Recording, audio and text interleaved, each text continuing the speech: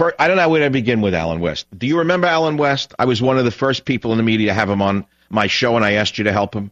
I'm also one of the first people to have a Congresswoman Bachmann on. Do you remember when she came on a year ago? No one had ever heard of her. Okay, Wallbanger never had her on. None of them had her on. I had Bachmann on, and I asked you to raise money for her. She was targeted by Pelosi. Well, she won. Okay, Congressman Alan West is a retired U.S. Army lieutenant colonel. He was elected yesterday. The man was born and raised in Atlanta, Georgia. He's the third of 4 generations of military serviceman. He loves God and country. The man has been honored many times. You may remember the story, Bronze Star, 3 meritorious service medals, 3 Army Commendation Medals, 1 with Valor, a Valorous Unit Award. He was a captain in Desert Storm. He wears the Army Master Parachutist Badge, Air Assault Badge, Navy Marine Corps Parachutist Insignia, Italian Parachutist Wings, German Proficiency Badge. He's a distance runner, scuba diver, motorcyclist, attends Community Christian Church in Tamarack, Florida. But what you may remember most about Congressman West was that while he was slogging it away, running against the vile Democrat machine in southern Florida, the notoriously vile smear machine of southern Florida, the despicable machine of his opponent, they try to take his very heroism in Iraq and turn it into a deficit. You may remember the story. He was in charge of interrogating a civilian Iraqi police officer who was suspected of having pertinent information regarding attacks on U.S. soldiers in the area. But the detainee wouldn't give information. They called in Colonel West to get the information out of him. West fired his pistol next to the detainee's head into a clearing barrel, and frightening but not harming the terrorist, and he got the terrorist to crap his pants and give him the information. And as a result, at least 1 man was captured, and as a result of the information, many soldiers were saved. And Colonel West said, "I'd rather lose my stripes than see my men lose their life." And that is how you remember him, right?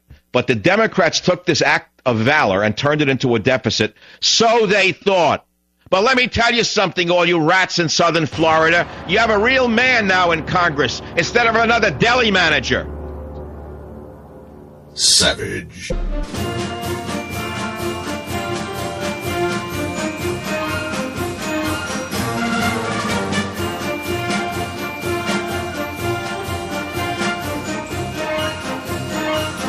I love the smell of liberals in the afternoon. Actually, I don't love the smell of liberals in the afternoon. It's why I'm on the air in the afternoon, to avoid the smell of liberals in the coffee shops of Nancy Pelosi, San Francisco. All right, welcome back to the Savage Nation. We have joining us now a man I'm very proud to have on the show, Congressman-elect Alan West. Colonel, welcome to the Savage Nation. What a great day it is, isn't it? It is an absolute great day, Dr. Savage. Thanks so much for having me on, and congratulations to the San Francisco Giants. Aha. Now, you know, it turns out that I am sort of bi-coastal. I don't travel very much, but I happen to have a home in your district in Florida. Did you know that? Absolutely, I do. And I hope that in December, if you and your wife are in Florida, I mean, I'm doing this on the radio, I shouldn't do it, you can join us for a group of people to come out. You're probably very busy with your church and your friends and family, but I'd love to personally meet you at that time, Colonel. No, you will, and I can tell you that my wife would dump me just to go and have a dinner with you. Oh, my God. You have so much in your background. You are 4 generations now of military? Absolutely. 4 generations going back to my dad, who served in World War II, my older brother, Nam, I did 22 years, and now my nephew is a young captain, also a paratrooper servant as well. Colonel, during the campaign, it was a long time you were an underdog. Am I correct? Yeah, you know, it was. You know, the media really tried to portray us as an underdog, but I tell you, when they started to get the sensing that we were gaining momentum and we had a great shot of an upset, they really unleashed the dogs on us down here. You know, releasing. They put my Social Security number and my wife's employment number in a mail piece that went out. They tried to make me part of an all-white motorcycle gang and said that I was dealing drugs and also... Wait a minute. They made you part of an all-white motorcycle gang even though you're African-American? Absolutely. I guess I was, you know, That must have been an honor for you, I suppose. well, they saw too many episodes of the Sons of Anarchy. You mean they try to make you into a token white in a white motorcycle gang? Is there no end, no bottom to which? Who are you running against? What's the character's name? Yes, Ron Klein. And what did Ron do prior to running for office? Well, he's been a career politician. He's been in the State House here, the State Senate, and then the U.S. Did you say he was a maitre d' in a steakhouse? Pretty much, lawyer, lobbyist, the whole 9 yards. So. So he didn't work in a steakhouse. You said he was a senator in the State House. So he must have really gotten. I mean, the whipping you gave him is going to really humiliate him, isn't it? Well, it did, and as a matter of fact, he still has not called to offer me congratulations or to concede. But you know, that's okay. We know the truth, and you know, when you're dealing with people that don't have much character, you just push it aside and you press on. Colonel, when you now that you're a congressman, your district stretches from where? From where in the north of Florida to where in the south? Where's the district? Yeah, we are down on the southeastern coast. If you're familiar, from Fort Lauderdale all the way up to Jupiter Inlet, it's pretty much a coastal district, although it does have three locations where it kind of shoots in westward. But Fort Lauderdale, Pompano Beach, Deerfield Beach, Boca Raton, Delray, Boynton Beach, Palm Beach, West Palm Beach, Jupiter, Palm Beach Gardens. But Congressman, let's talk about this. This is interesting to me. This district is largely white, isn't it? Ethnically? You're correct. It's 92 to 93% white. No, well, that's an amazing story. Here you are, an African American, if I can use that designation. I didn't use it once before you came on the show, but we have to talk about it. Yet you won in a district that's 92% Caucasian. How is that possible, given the fact that this race was so polarized along racial lines, and it really was? Yeah, well, I think the thing is, I never talked about myself being a black candidate. I talked about myself, my commitment to my country, my conviction to this constitutional republic, and we talked about the issues, and we always stayed focused. And even though Ron Klein never ran anything but negative ads the entire time, he never talked about his voting record, never talked about what he wanted to do going back to Washington, D.C. All he did was attack me. And there was a lot of people that wanted me to get into the back and forth with him, but I told them that's not what true honor and character is about. And we ended up winning because that's what prevails. Let's talk about Congress for a minute. We can't cover the waterfront. I am very concerned about Obama's attacks on our national security, notably NASA, the space program, and also our nuclear arsenal. You know, I wrote a whole chapter on his war on our military, national security, and trickle-up poverty. I'm not fearing it because I sense it. It's because the man has actually given speeches that that's what he wants to do.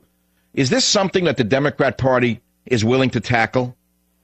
Yes, because the thing which you look at with the Democrat Party, they're more than happy to have a 21st century Sir Neville Chamberlain moment, because they believe that you can compromise, appease, and negotiate with despots, dictators, theocrats, and autocrats. They believe that they're so highly intelligent that if you sit down and talk with them long enough, they can convince you of the error of your ways and that you should not be out there making war. They tend to not understand that a lot of the world is still Machiavellian, and the prince is always looking to be strong and to be respected through his strength. And I agree with what Ronald Reagan said. You can have peace, but peace has to come through strength and not through conveying weakness, which is what we are doing in definitely this Obama administration. Colonel, I don't want to put you on the spot. One of the platforms that I call for in my book is, I think this is going to become a very big issue, and I think the Democrats are liable to lead with it, by the way. I'm calling for tariffs on Chinese goods. Now, strangely enough, the Republican Party oppose tariffs. I have read that many Democrats in the swing districts are actually going to make this a big issue going to 2012. Do you have an opinion on that issue? Yeah, I absolutely do, and I think it's the difference between free trade and fair trade. China is still a communist country, and the trade surplus that they have been able to create and develop because we've given them such favored trade status is going not towards the betterment of the lives of the Chinese citizen. It's going toward their having the world's largest blue water navy. And the critical thing, it's going to hurt me saying this as a soldier, but the means by which you project a nation's power is through the seas. And when you think about them having this large Navy, you think about the fact that they're controlling the Panama Canal, the fact that they're all over the world looking for energy resources. They're here in the Caribbean. This is a huge threat. And the next thing you know, they will threaten the open sea lanes of commerce. So we have got to understand that your economic strength is part of your national power. And you've got to use trade as a means by which you can strengthen it with your allies. And I think that's where free trade comes in. And I think it's sad that we don't have those free trade agreements with Colombia or South Korea, but yet we're having this this trade, open trade agreement with China, who they're just turning it upside down on us. And plus, they're owning so much of our debt. So soon they're going to completely own us. Colonel, I know why you won the election. It's not only because you're a patriot and people know it, but because you answer questions directly and intelligently and honestly. And I hear it right now. And I think America is going to slowly come to understand this is a new dawn in America. With men like you in Congress, I really have hope for the future of this country. And again, I want to extend an invitation. I hope to be in Florida in December, for sure, January. Do you have? You'll be in Congress in January, correct? Yeah, well, I'll probably have to leave and go up to D.C. Sometime after Christmas, because we'll have the swearing in early January. But if you're down here in December, Beowulf knows how to get a hold of me. And if my wife, who is listening, who I'm quite sure she is, finds out that we did not get over to your house for dinner, she'll hang me. Now, wait a minute. You have some family. I can't believe this. I want to say see you there, but wait a minute. His wife, Angela, holds an MBA and PhD and works as a financial planner. That's amazing. So she's Dr. West. And does she refer to you as Colonel and you refer to her as Doctor? No, she refers to me as Private, and I refer to her as Doctor. Colonel West, a true honor having you on the Savage Nation. Congratulations. I'm glad that we were with you in the beginning, and I hope we're with you all the way up the line. And, again, if you know of a good deli that needs managing, let us know, because we'll forward it on to your former opponent who's going to be looking for a job. Well, thank you so much, and I'm really honored. You've been there with me ever since back in Iraq in 2003, and I want to thank you and the Savage Nation for all the great support that you gave to us, and we press on, and we will be a principled leader for our country. God bless America. Thank you very much. Congressman-elect Allen West from Florida. What a beautiful moment that was for me. It's a glow. I got a little glow from it. To actually hear a realist and a patriot, a man who, has been there fighting for this country and comes back and runs for office and against all odds. I want you to think about it. He ran against an entrenched politician in South Florida, and the man wins. How do you explain that? African American in a white district. I thought this was a racist nation.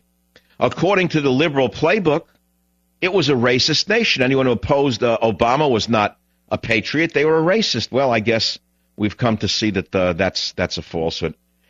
Anyway, I'm going to be focusing over the next weeks and months on Obama's attacks on our security, by the way, more than anything, and Obamacare. And I'm going to try to educate you without boring you. I know many of you don't want to hear it anymore. Probably after tomorrow, I would guess, you're going to start turning away from the whole political deal. It's a natural phenomenon. You've heard it. It's a sweep. It's unprecedented, and certainly you want to hear the victory speeches and all of that. But then after a while, how much more are you going to listen to it? And you'll go back to your normal lives, which you have to do to make a living and to enjoy yourself. Let's not forget that life is supposed to be enjoyed. We can't forget that, can we? Can we forget that life is supposed to be enjoyable?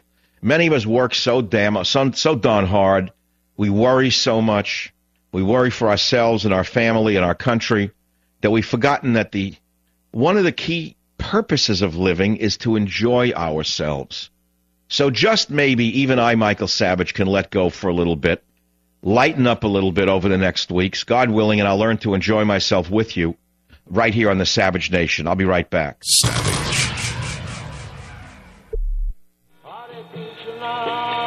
Hare Krishna, Krishna